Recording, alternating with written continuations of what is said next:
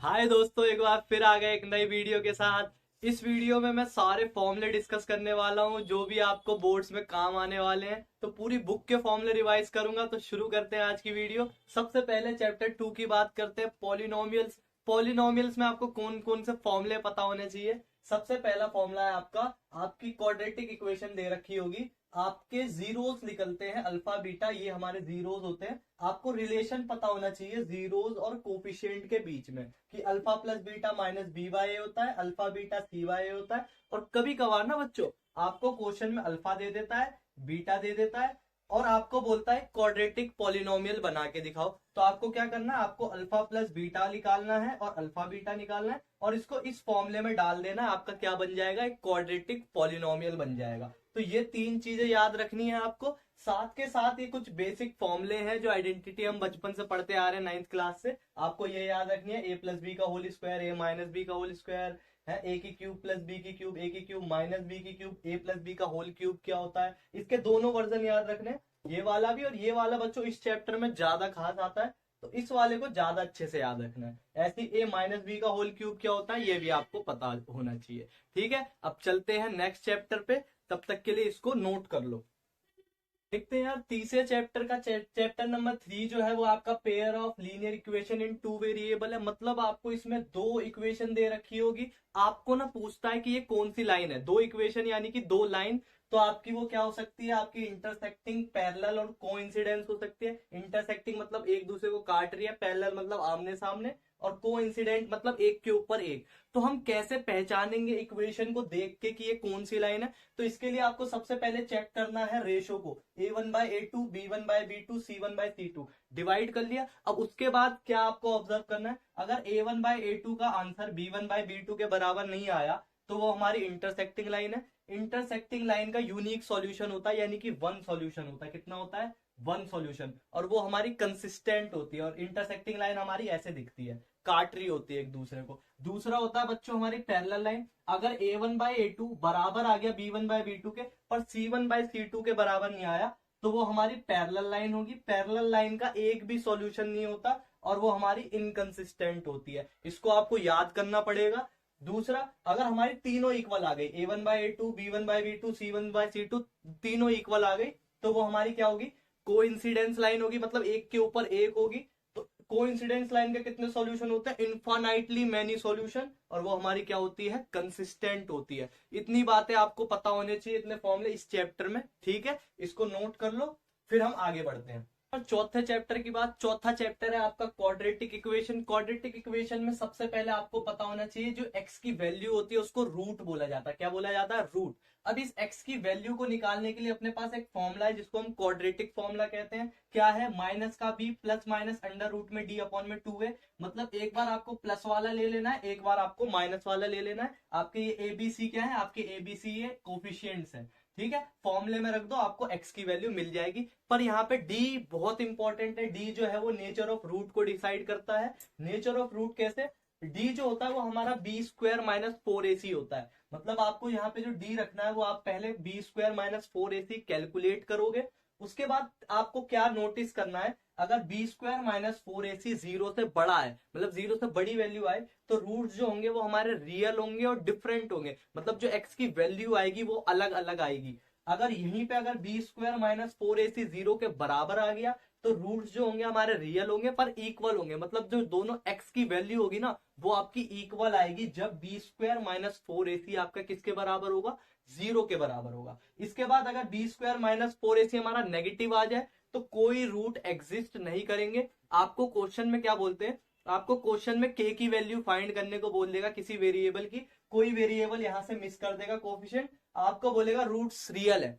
Roots real है और equal है, यानी कि आप क्या समझोगे, बी स्क्वायर माइनस 4ac किसके बराबर है, जीरो के। ये वाला पॉइंट बहुत इंपॉर्टेंट है बच्चों, यहाँ से क्वेश्चन आपका बनता है। तो इस वाले को जरूर से याद रखना। और ये जो भी आपके यहाँ लिखी हुई है, ये चीजें बिल्कुल आपके दिमाग में होनी चाहिए, तो इसको नोट कर लो। चैप्टर नंबर 5 की बात करते हैं बच्चों, अर्थमेटिक प्रोग्रेशन, प्यार से इसको एपी बोला जाता है। एपी किसे कहते हैं बच्चों? एक ऐसी सीरीज जिसका डिफरेंस सेम होता है, मतलब ऐसी सीरीज जिसको माइनस, मतलब बाद वाले में से पहले वाले को माइनस करने पे हर बार आंसर सेम आएगा। A2 माइनस A1 कर लो, A3 माइनस A2 कर लो, A4 माइनस A3 कर लो, आपका हर बार आंसर क्या आएगा? सेम आएगा। तो आपको मैंने लिख भी रखा है, अगर बाई चांस क्वेश्चन में बोले कि चेक करो कि ये एपी है या नहीं, तो आपको डिफरेंस चेक कर लेना है। अगर डिफरेंस आपका सेम होगा A2 माइनस A1 या A3 माइनस A2, तो वो आपका एपी होगा, अदरवाइज नहीं होगा। इसके बाद आपको बच्चों टर्म लिखने आने चाहिए, जैसे मैंने यहाँ लिख रखे हैं कि A3 बोल रहा है तो आप इसको A+2D लिख सकते हो। A57 बोल रहा है तो A+56D लिख सकते हो। तो यहाँ पे आपको क्या याद रखना है कि यहाँ पे जो नंबर लिखा होता है, यहाँ पे उसका एक छोटा लिखा होता है। जैसे यहाँ पे देखो 69 है तो यहाँ पे क्या है? 68। जैसे यहाँ पे 11 है तो यहाँ क्या है? 10। जैसे मैं बोल दूं A17 क्या होगा, तो क्या बोलोगे? A+16D। तो आपको बच्चों टर्म लिखने आने चाहिए। इसी बेस पे एक जनरल टर्म है कि an बराबर होता है A+n-1D। ये फॉर्मूला आपको याद रखना है। an क्या है? लास्ट टर्म है। a क्या है? First term. n क्या है? Total number of terms. और d क्या है? इन दोनों के बीच का डिफरेंस। सारे टर्म्स का मीनिंग पता होना चाहिए। उसके बाद बात करते हैं बच्चों सम की। सम क्या मतलब? अगर आपको सारी एपी को ऐड करना है एक साथ, तो आप एक फॉर्मूला याद कर सकते हो जिसको बोलते हैं sum of n terms. Sum of n terms मतलब जितनी भी टर्म्स बोली जा रही है उन सबको ऐड करने का एक फॉर्मूला है, जिसको हम सम ऑफ एन टर्म्स कहते हैं। क्या है? n/2 2a plus n-1d। ये फॉर्मूला बिल्कुल अच्छे से याद कर लो। पर अगर बाई चांस अगर क्वेश्चन में कभी an दे रखा है, तो आप इस फॉर्मूले का भी इस्तेमाल कर सकते हो। Sn equals to n/2 a plus an। बस इतनी फॉर्मुलेज आपको एपी में याद होने चाहिए, आपका ये चैप्टर स्ट्रांग हो जाएगा। बाकी आपको इस पे क्वेश्चन प्रैक्टिस करने हैं, ठीक है? इसको नोट कर लो। 3 बच्चों ट्राइंगल्स है। ये चैप्टर में आपके सिर्फ 2 ही टॉपिक आ रहे हैं। एक आ रहा है आपका थेल्स थ्योरम, एक आ रहा है आपका सिमिलैरिटी क्राइटेरिया। इसमें आपको क्या पता होना चाहिए बच्चों? थेल्स थ्योरम में अगर किसी ट्राइंगल में उसकी एक साइड के पैरेलल एक लाइन ड्रॉ कर दी, जैसे इसमें कह रहा है डीई इसके पैरेलल है, यानी कि आमने सामने है, तो आप क्या लिख सकते हो? अगर ये चीज क्वेश्चन में गिवन है तो क्या लिख सकते हो? एडी अपॉन में डीबी बराबर होगा एई अपॉन में ईसी के। ये अपॉन में ये बराबर होगा ये अपॉन में ये। बस इतनी सी बात कहती है ये बीपीटी थ्योरम। अगर आप इसका प्रूफ भी बहुत इंपॉर्टेंट है, अगर आपको इसका प्रूफ जानना है तो मैंने इस पे एक 1 शॉट वीडियो बना रखी है, जाके आप इसका प्रूफ देख सकते हो, ठीक है? इसके बाद हम इसकी बात करते हैं सिमिलैरिटी क्राइटेरिया। आपको ये 4 पता होने चाहिए, side side side, angle angle angle, angle angle और साइड एंगल साइड।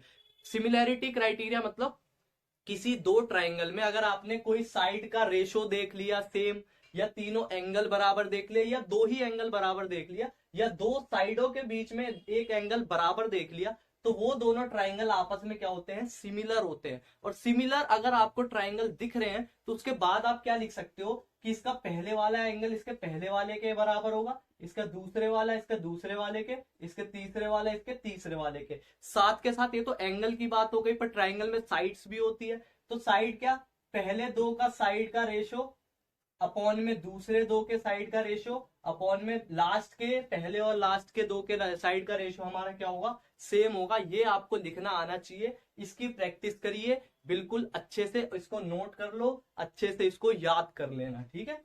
7 की बात करते हैं यार। कोऑर्डिनेट ज्योमेट्री बहुत इंपॉर्टेंट टॉपिक है। इसमें हमारे टोटल 4-5 चीजें पूछी जाती है। एक क्या है? Distance formula. अगर आपको 2 पॉइंट गिवन है, दोनों का कोऑर्डिनेट गिवन है, तो इस फॉर्मूले से x2 माइनस x1 का square plus y2 minus y1 का स्क्वायर अंडर रूट में आप क्या निकाल सकते हो? इनके बीच का डिस्टेंस निकाल सकते हो।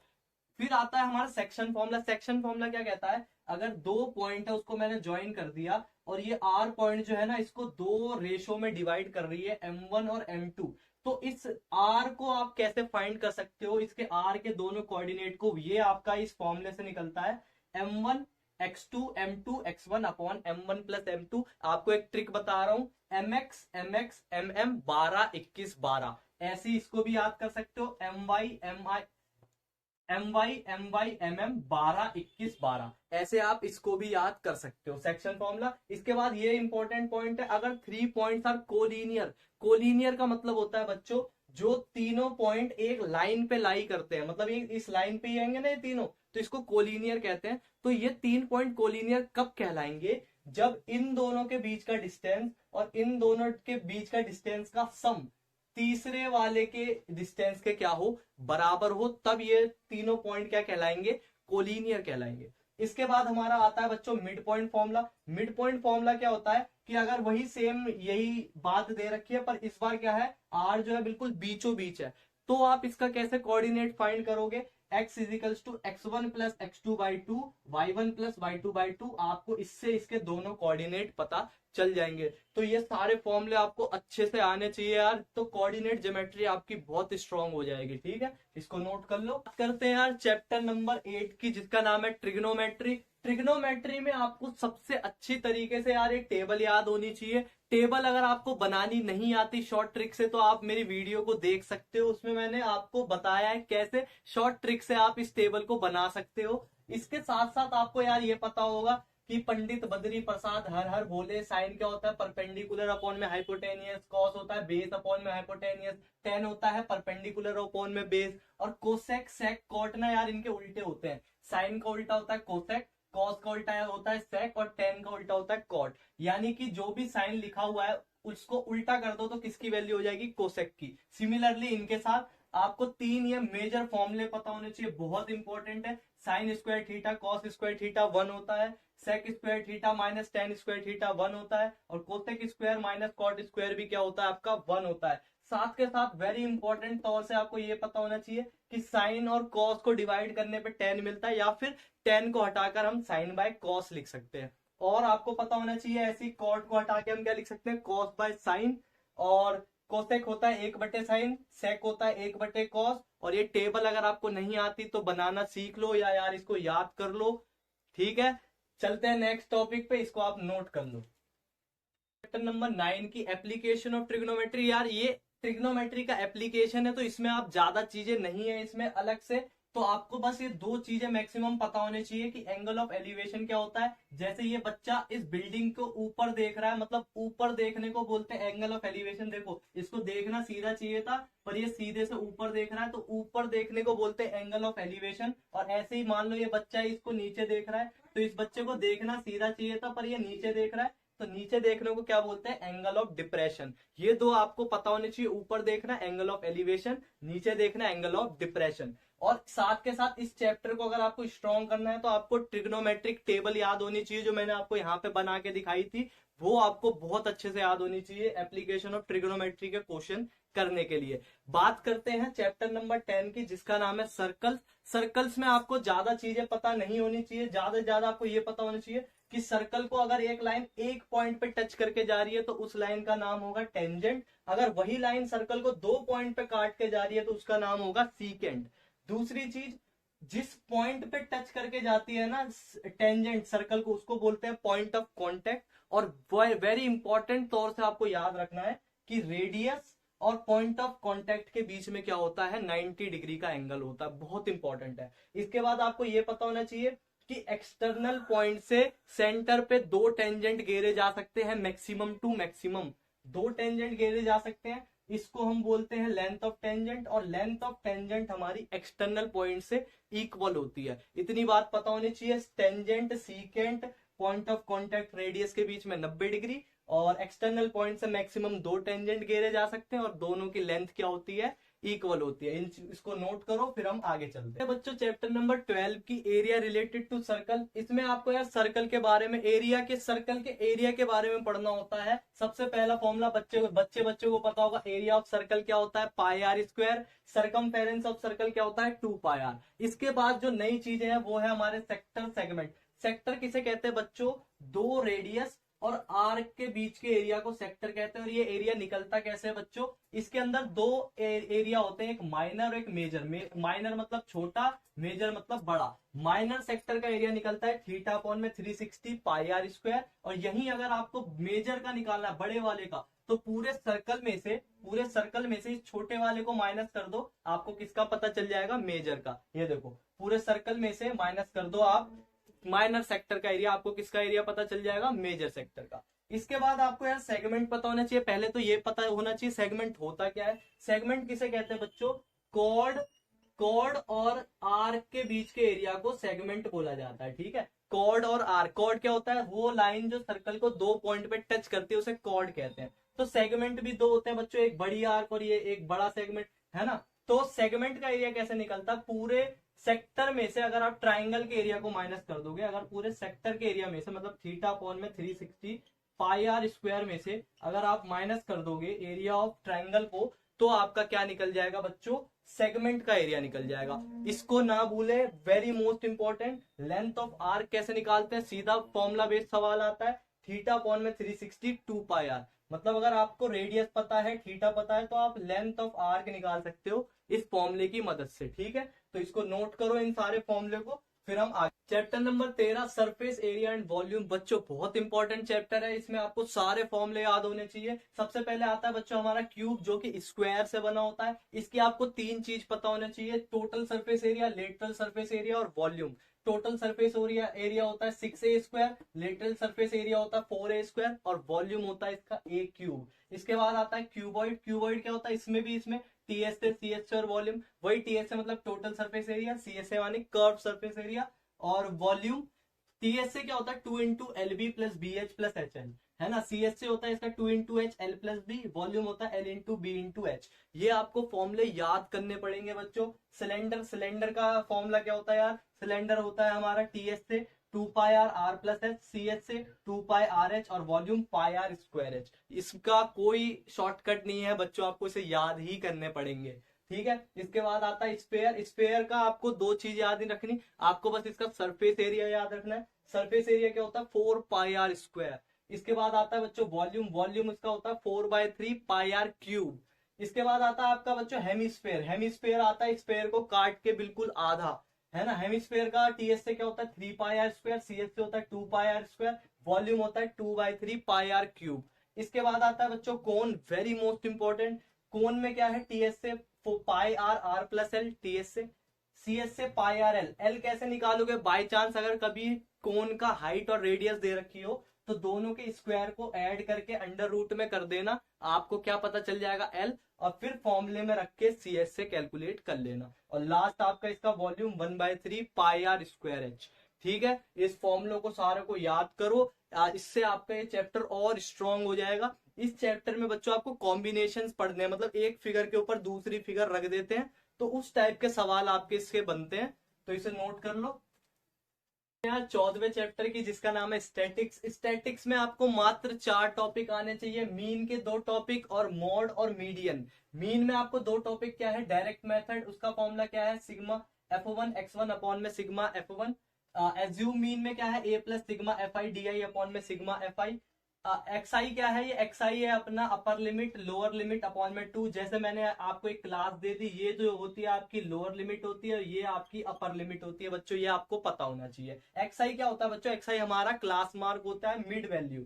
ठीक है, इसके बाद आते हैं मॉड के ऊपर। मॉड का फॉर्मूला क्या है, l plus f1 minus f0 upon 2f1 minus f0 minus f2 multiply by h। ये मॉड का फॉर्मूला होता है, आपको याद होना चाहिए। Median L plus n/2 minus C F upon में f मल्टीप्लाई बाय h, ये हमारा मीडियन का फॉर्मूला होता है। इसके बाद मीन मॉड मीडियन में क्या रिलेशन होता है, ये आपको याद होना चाहिए कि mode is equals to 3 median minus 2 mean, ये हमारा मीन मॉड मीडियन में रिलेशन होता है। ठीक है, अगर आपको इस पे वन शॉट वीडियो देखनी है तो मैंने ये वन शॉट इसकी बना रखी है, आप जाके इन सभी टॉपिकों को समझ के, मैंने हर टॉपिक पे एक एक क्वेश्चन कराया, उसको देख सकते हो। ठीक है, इससे आप अपने इस टॉपिक को स्ट्रॉन्ग कर सकते हो, यहाँ से सवाल आता ही आता है। ठीक है, इसको नोट कर लो।